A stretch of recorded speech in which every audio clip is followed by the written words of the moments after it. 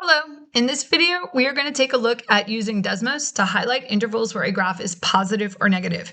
Remember that a graph is positive when it is above the x-axis and it is negative when it is below the x-axis. So we're going to start off with the positive intervals, which means we want above the x-axis. So I'm going to start by typing in y is greater than 0. And what you'll notice is that every part of the graph that's positive is now highlighted in purple, which is great, except for this. Right here, my graph is actually negative because it's below the x-axis, but I can see purple highlighting there, and that isn't really what we want. That's not very clear that we understand the difference. So what we're going to do is restrict the domain.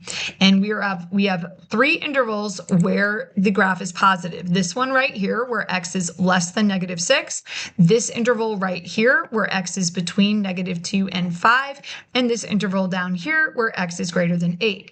Next to my y is greater than 0, I'm going to open up a bracket. You can find that right next to the P key.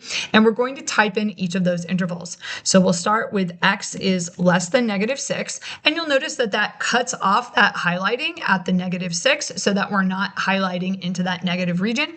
To get the next section, which would be in here between the -2 and 5, we're going to type a comma. And then type -2 is less than x is less than 5.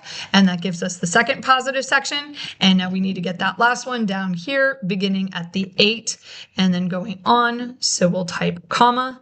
X is greater than 8. And now all the positive intervals on the graph are highlighted, and you can see what those intervals are on the left.